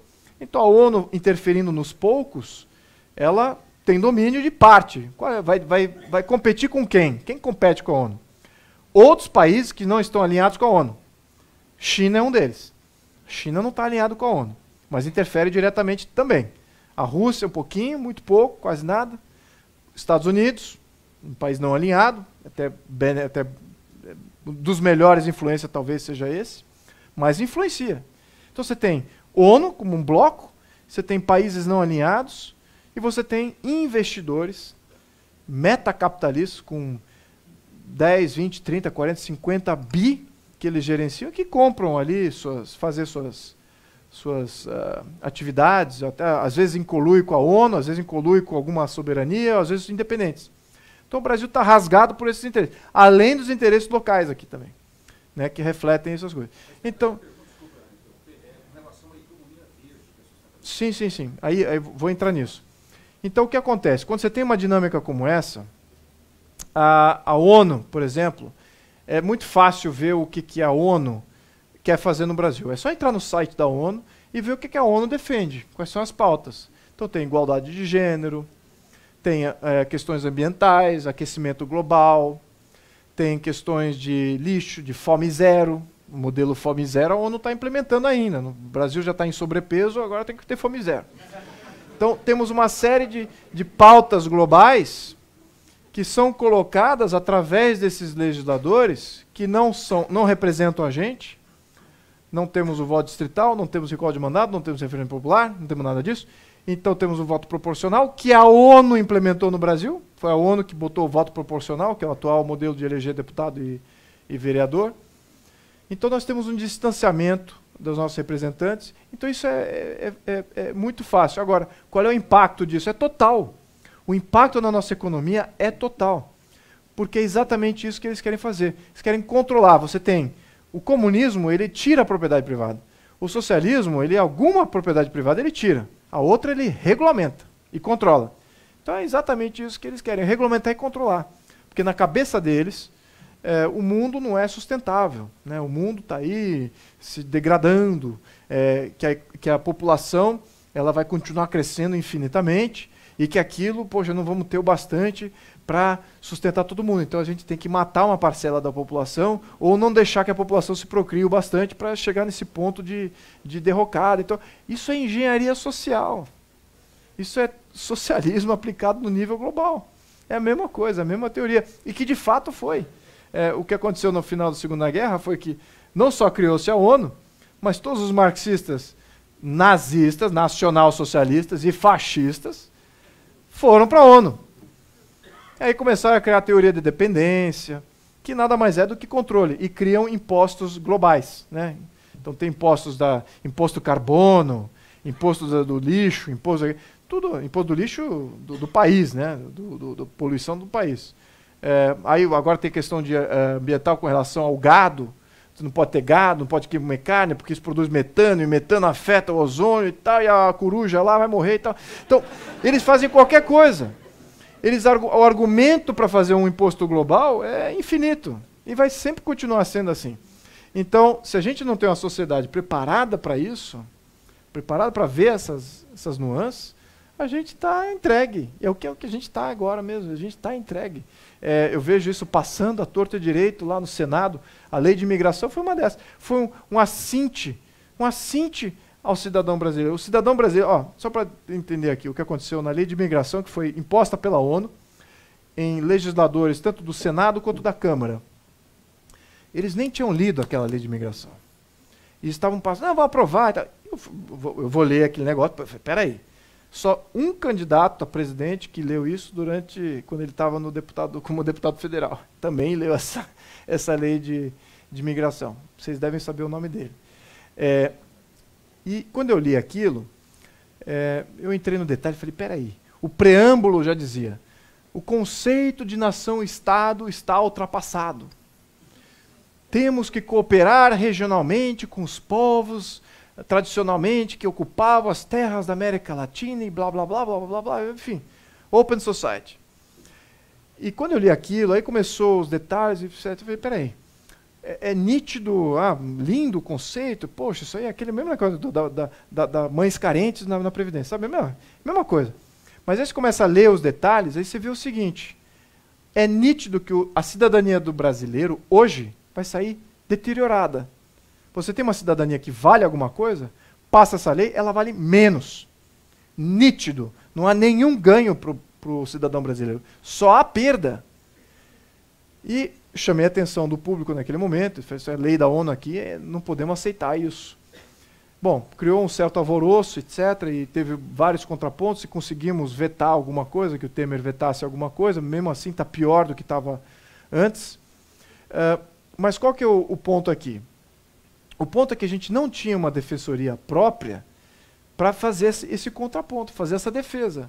Nós saímos perdendo e eu vi pessoas da Câmara, do Senado, de senadores que votavam a favor da lei, da nova lei de imigração, os seus assessores estavam desesperados.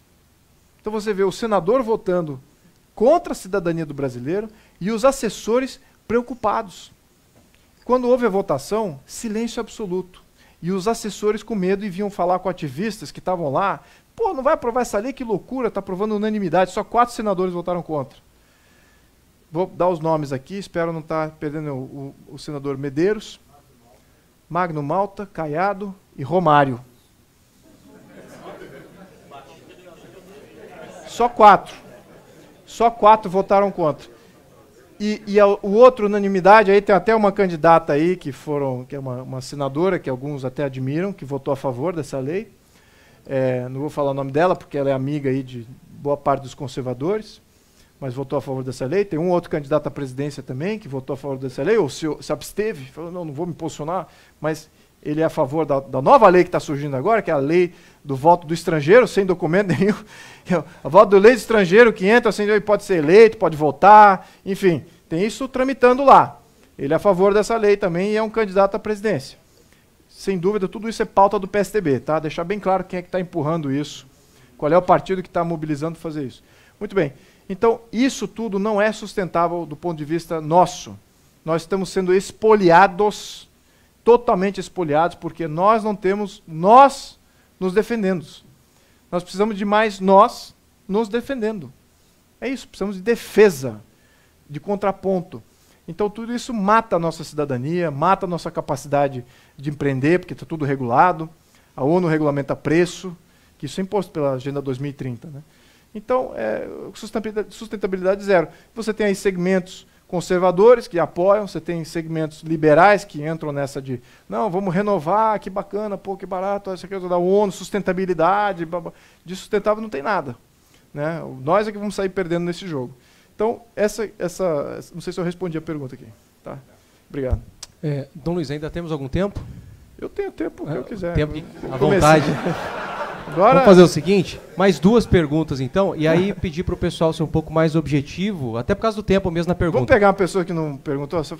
Quero pegar o pessoal. Uma pergunta que você comentou que é um contrassenso, nós conservadores lutamos por uma Constituição liberal. Como é que você desenha essa fronteira entre conservadores e liberal? No final do século XIX, né, a pergunta dele é o seguinte, como é que um conservador vai lutar por uma Constituição liberal? Né? Porque um conservador já lutou por uma Constituição socialista. Certo? Então, é independente, mas existe uma incongruência muito maior entre conservadorismo e socialismo. Não existe conservadorismo e socialismo. E o conservador, no século XIX, ele entendeu a legitimidade do movimento liberal, que era essa de limitar poder público. O conservador, por natureza, e tradicionalmente, quer sempre concentrar poder, centralizar poder. Ele tem medo de dar poder. Isso é a natureza do conservador. Calma, não vai dar esse poder para o povo não, calma. O liberal fala assim, libera tudo. Não, deixa o povo decidir, o povo é que decide, o povo é que é soberano. Essa que são as forças, né, que existiam no século XIX, os partidos conservador e liberal. É assim que ele jogava. Mas o conservador entendeu por quê. Acima disso tudo, acima dessa vontade de concentrar, acima dessa vontade de controlar e de ter medo, não abre tanto assim o sistema, calma, pode ter gente ruim que entra ali, domina ali, pô, vai fazer. Tudo pleito, coisa legítimo também, a preocupação, mas acima de tudo isso houve uma grande compreensão. O conservador quer o quê? Qual é a prioridade do conservador? No ponto de vista político, social, econômico. Qual é a primeira coisa que ele quer? Estabilidade. Não existe você ter uma família instável, com instabilidade social. Não existe ter uma economia que vai ser sempre crescente com instabilidade econômica. Então, um conservador ele quer estabilidade. Então ele viu que, opa, peraí, se eu parar de interferir, quem sabe isso estabiliza. Que se eu parar de interferir, quem sabe as pessoas, os poderes políticos, passem a almejar menos o meu poder. Passa a ter menos competição política. Se eu concentrar menos, quem sabe a gente dure mais.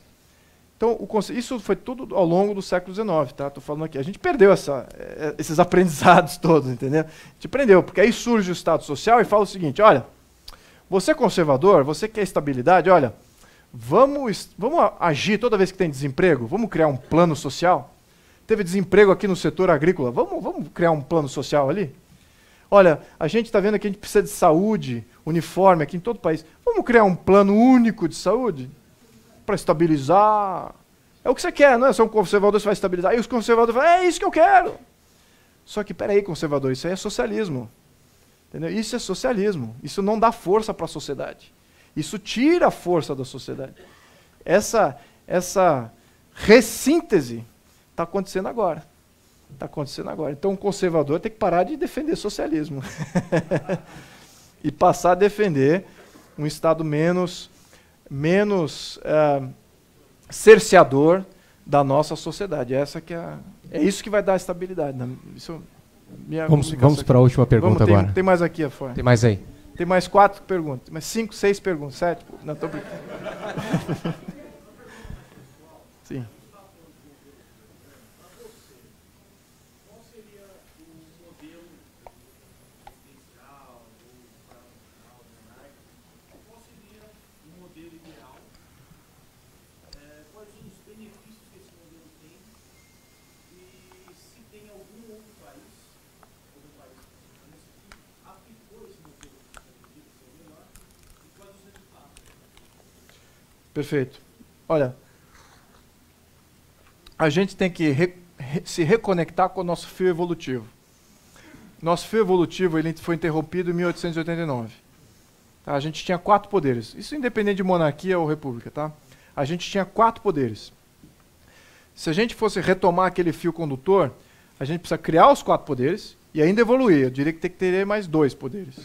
Né? Teria que ter no mínimo 6, do ponto de vista federal, para você estabilizar e dar realmente aí a soberania popular. Criar mais freios. Então, o modelo que eu vejo assim como síntese, né, como redução que eu possa passar aqui, é um modelo parlamentarista, sim, mas ele é altamente parlamentarista do ponto de vista que o parlamento, através do parlamento, se eleja um primeiro-ministro. Né? Você elege, faz uma eleição geral, o eleito do maior partido, ele vai ser o futuro primeiro-ministro. Certo? Aí você já tem uma composição de governo ali. Você tem o executivo e o legislativo já em simbiose.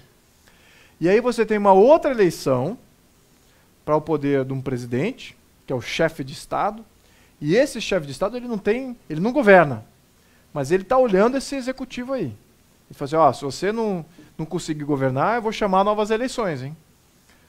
As Forças Armadas estão comigo, não estão com você. Então você, primeiro-ministro, não pode fazer guerra. Eu também não posso fazer guerra sem a sua aprovação.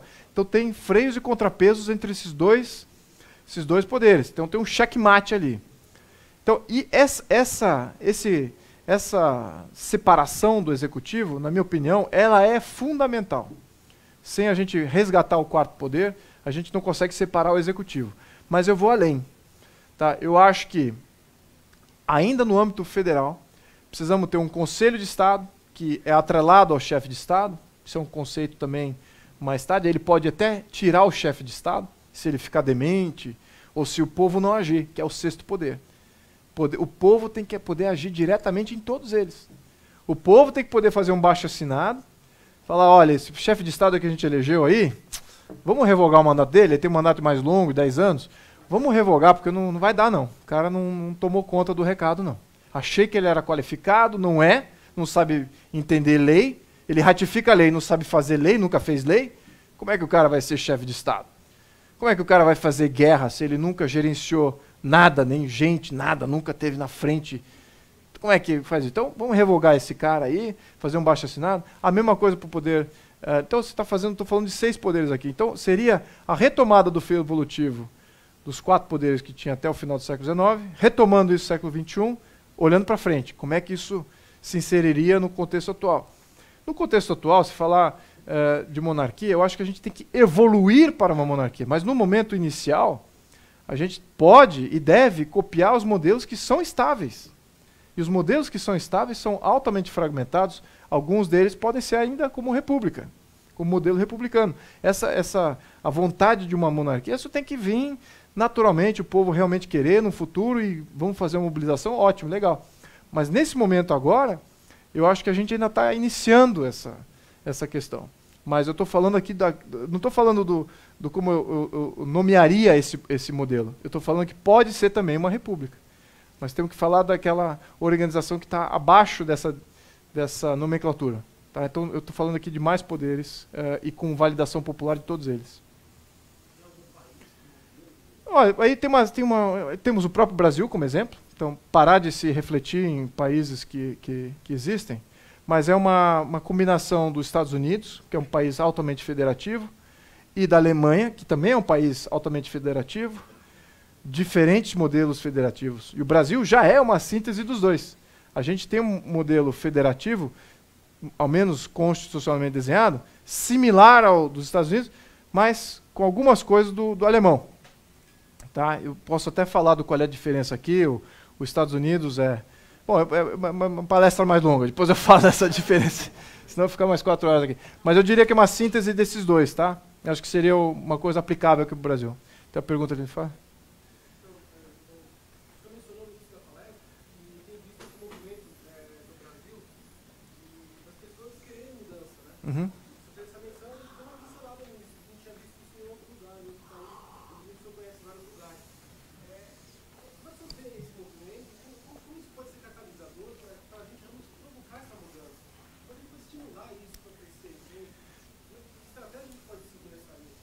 Se de fato for um movimento que já aconteceu, na sua visão mais macro, a gente tem que aproveitar essa oportunidade. Sim.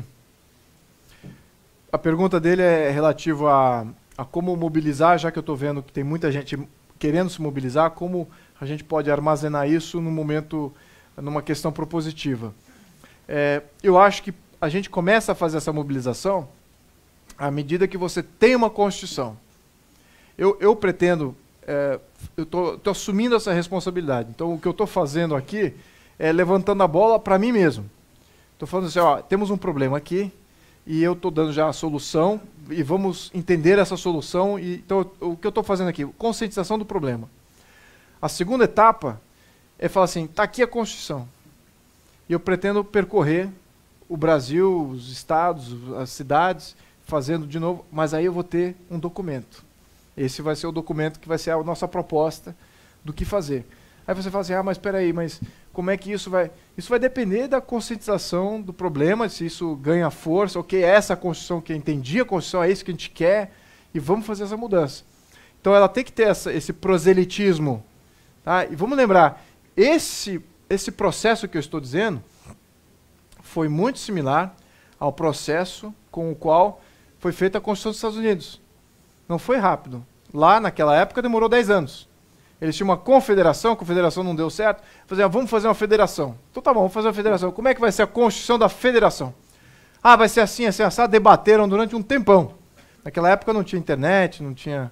Era tudo à luz de vela, tinha que ler grego. Então você imagina quem eram essas pessoas. Eu tiro meu chapéu para todos eles.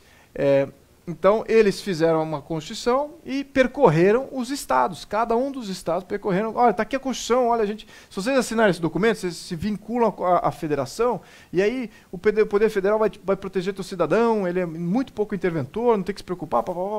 Então, diz todas as benesses dessa nova carta. E ele convenceu, os Founding Fathers, né, convenceram estado por estado. E aí, isso criou raiz. E dessa raiz... você tem um povo que protege a Constituição.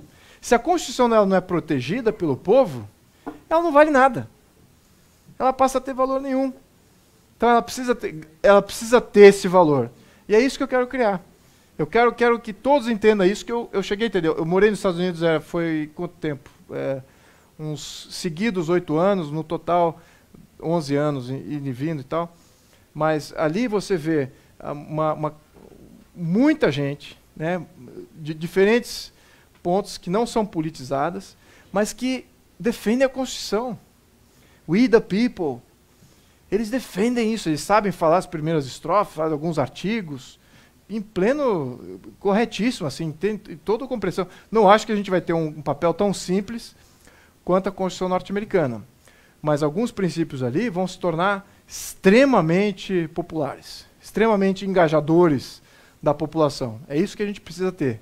Alguns pilares que vão ser sacramentados à sociedade, eles vão defender aquilo com ferro e fogo. E é isso que vai proteger eles. É isso que a gente não tem no Brasil. A gente não tem um povo que tem consciência, que tem Constituição, para que serve. Então não vê valor nenhum nisso.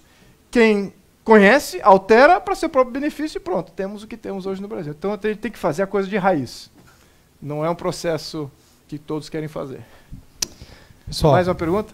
Tem mais um. Olha, nós vamos precisar limitar por causa do horário do prédio, inclusive. A vontade é passar aqui horas, não é isso? Deixa eu só dar uma boa notícia aqui. A gente vai abrir para mais essa última pergunta, então. A boa notícia é que nós fizemos uma entrevista muito bacana hoje à tarde e um podcast. Está muito rico, muita informação. Nas próximas semanas vai sair. Então, quem não curtiu a página ainda, curte lá, que tem muita coisa boa. Vamos, essa última pergunta aqui para a gente encerrar.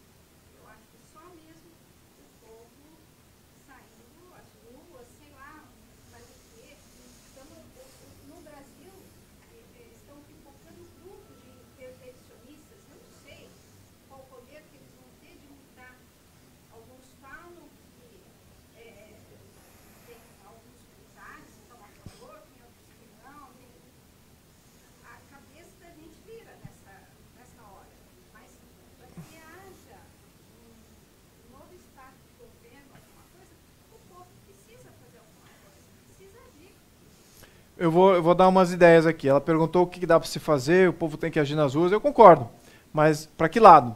Eu sugiro que em outubro não votem no Centrão. O Centrão resume o começo, meio e fim do problema. Está ali todos os partidos que estão contra tudo aquilo que eu estou falando aqui. Então eles vão querer perpetuar o status quo, não querem ruptura, eles vêm com aquilo, não, vocês calma. E aí os conservadores falam, não, é verdade, não quero essa ruptura, é de ter ruptura. O status quo é que vai destruir a gente. Se não ter ruptura, a gente tem que ter ruptura para ter oportunidade, para ter ainda uma sobrevida. Se a gente não romper com esse modelo, é isso aqui mesmo, é essa letargia, essa coisa que vai... É aquele gado que está parado no pasto, que vai ser sacrificado, com certeza. E não sabe que tem um pasto aberto e lindo do outro lado. Então é isso que eu estou apontando. A gente tem que entender o que a gente tem que fazer. Boa pergunta. Primeiro, não votar no Centrão. Isso é essencial. Não votar nada do Centrão. Segundo, tem que defender algumas pautas que são muito importantes e exigir disso dos deputados e dos senadores. Transparência tributária. É exatamente não dizer que CEP ou que bairro foi cobrado do que em termos de tributo, que aí eles nadam de braçada. Quantos tributos esse bairro aqui foi cobrado? Impostos estaduais, impostos federais, impostos locais? Isso a gente não sabe.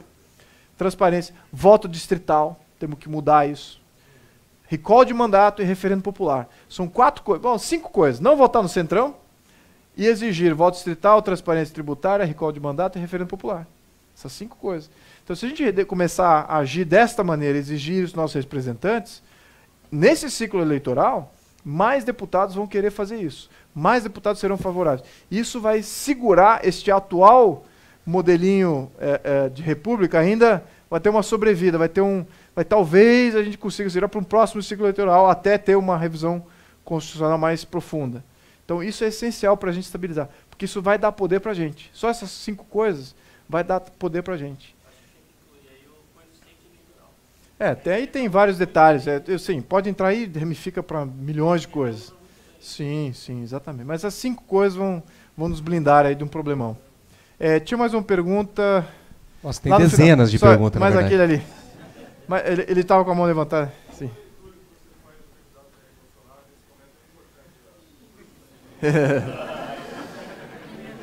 Olha,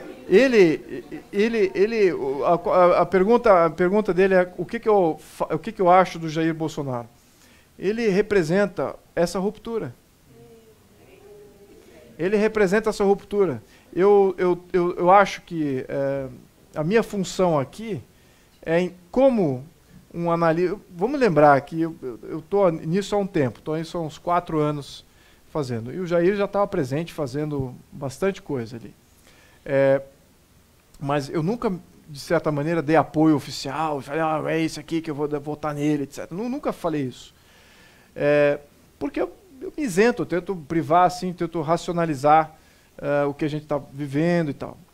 Mas, como parte desse raciocínio, onde a gente está em simbiose, a gente está alinhado 100%, é no fato de que É isso que eu mencionei. Nós precisamos mudar esse modelo. Não é através de contemporização com corrupto, comprovados, que você vai mudar o modelo. Isso é por definição. Então, aí temos uma pessoa que está se colocando contra o sistema, querendo mudar o sistema. Temos aqui várias pessoas querendo mudar o sistema. E temos o sistema, através da mídia, das universidades, se protegendo. Né? A gente viu o debate como foi ontem, como é que foi assim, uma barragem. Foi até patético, foi até risível, pô, que coisa absurda. Isso não foi só com ele, né? Foi também com outros candidatos que ocorreu, com o Amoedo, por exemplo, ocorreu a mesma coisa, né? Nem deixava o Amoedo falar. Mas, enfim, o sistema está reagindo contra a gente. Tá? Esse que é o fato. Quem que tem a personalidade, tem a vontade, tem o ímpeto, tem a popularidade para fazer essas mudanças? É nisso que eu estou comprando agora. Aí fala assim, mas aí tua família, minha família não tem nada a ver com isso. Minha família não tem nada a ver com isso. Estou falando de eu, Luiz Felipe, brasileiro, quero fazer essa mudança. É isso que acontece. Então eu vou dar um apoio, sim. Eu vou dar apoio porque a gente precisa. Agora, eu tenho a gente tem que cobrar essa mudança. Tem que cobrar essa mudança constitucional, tem que cobrar essa revisão, tem que cobrar tudo isso que eu mencionei. Não é fazer, é só com você e pronto, e seja lá o que Deus quiser. Não. Está aqui a listinha, ó. De mim também, que cobrem isso de mim. Por que não fez isso? Por que não fez aquilo? Faz agora. Tem que cobrar, tem que exigir isso. A população tem que falar, por que não foi apresentar? Então essa cobrança precisa vir. E eu acho que está vindo. Ela está vindo. A conscientização está alta, existe muita esperança, mas eu tenho certeza que se por acaso ganhar as eleições, logo na sequência, vem as cobranças, porque a demanda, o Brasil vai estar quebrado em 2019. Já está quebrado hoje. Em janeiro de 2019 vai estar mais quebrado. E vai chegar um ponto que não tem nem como consertar essa quebradeira. Aí a correção é no nosso bolso mesmo. Você tem empobrecimento. Aí você corrige. Entendeu? Então aí eu já não acho que é o caminho. Tá? Tem que evitar chegar a esse ponto de não retorno. Enfim, é isso que eu acho dele. Ele representa essa mudança. Tá? Não, o que eu vou dizer aqui? Eu sou ativista, sou brasileiro. Qualquer cargo político, qualquer cargo público que você venha me colocar, para mim é indiferente. Como título, como status, como coisa. Eu estou como função de mudar isso tudo. Tudo isso que eu estou falando, se mudar... Se agora os deputados pegarem tudo que eu estou falando, fazer, Luiz, tudo que você falou, eu vou representar, ótimo, eu vou ter 500 representantes que estão falando o que eu estou falando, eu estou totalmente irrelevante. Estou fora, não preciso estar aqui. Nem o meu ativismo fica relevante. Então, enquanto eu tiver relevância, temos um problema. Temos um problema. Porque é exatamente isso que eu estou apontando. Eu quero ver essa mudança política. O Brasil não pode mais ficar neste modelo. É uma mudança profunda, requer uma mudança sistêmica, vai precisar de muita ajuda, muita conscientização. Então, se for que cargo for, não importa. Pode ser qualquer coisa que seja capaz de fazer essas mudanças. Isso o destino vai determinar. Para mim já foi um grande desafio pessoal fazer isso. Olha, eu estou aqui, estou com uns 49, com 45, quem era eu? Onde eu estava? Não tinha nada a ver, tá? Empresário, olhando para o umbigo. Brasileiro, como é que eu vou fazer dinheiro com essa pequena empresa aqui, com essas coisas? Sabe? De repente eu estou aqui como ativista. Sabe? Em função da necessidade, porque ou eu fico aqui e encaro isso, encaro esse problema que eu estou vendo, divulgo aquilo que eu sei fazer, ou eu vou embora, ou eu vou fazer outra coisa, eu continuo olhando meu próprio umbigo. Então, no minuto que você tem essa consciência, é difícil largar. Aí você quer ver materializar a coisa. Então, esse é que é meu intento aqui. Então, não tenho ambição, uma vaidade de ser intitulado. Eu já sou intitulado.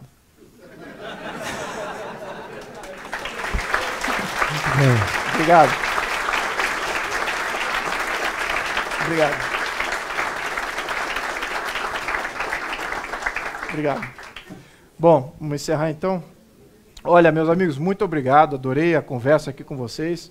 Eu estou disponível nas redes sociais, eu consigo atender boa parte aí das comunicações, não são tantas assim, mas eu agradeço, acho que vocês têm uma função muito importante, eu estou muito honrado de estar junto com vocês nesse momento, vai ser muito divertido.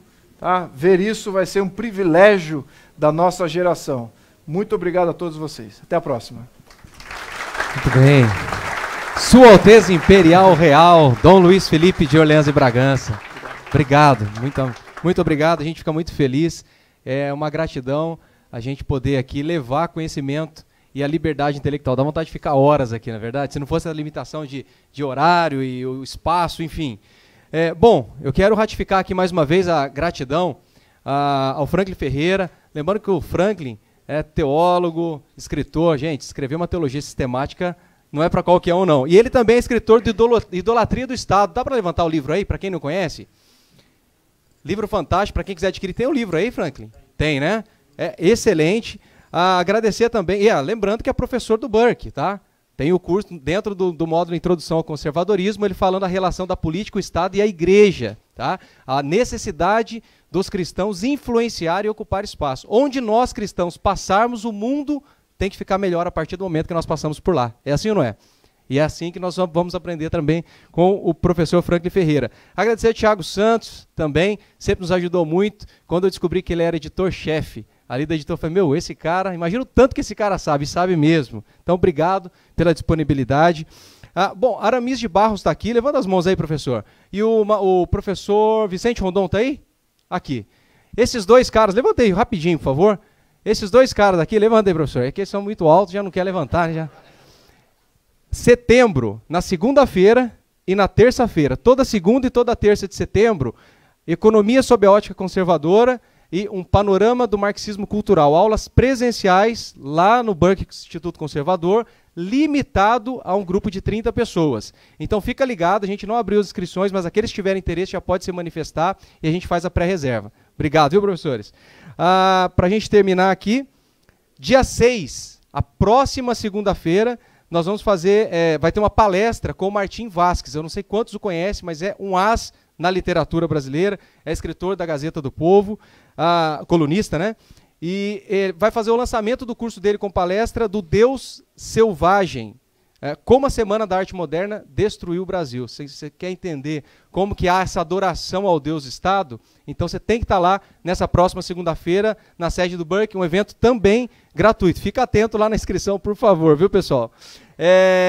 E outra coisa, então, temos a livraria teológica aqui dentro. Lá na entrada, nós temos a nossa livraria, toda a livraria lá que está com 20% de desconto, tá, pessoal? E é só hoje. Se for amanhã no Burke, você não vai comprar com o preço que está lá fora hoje, é isso? João, levanta a mão aí, você vai falar com o João lá fora. E aqui, deixa eu dar uma notícia para vocês. Não tem na editora, não tem nas distribuidoras nenhuma, eu mesmo liguei. Os últimos livros do Dom Luiz estão aqui. Então, quem não adquiriu, é só a última oportunidade de adquirir.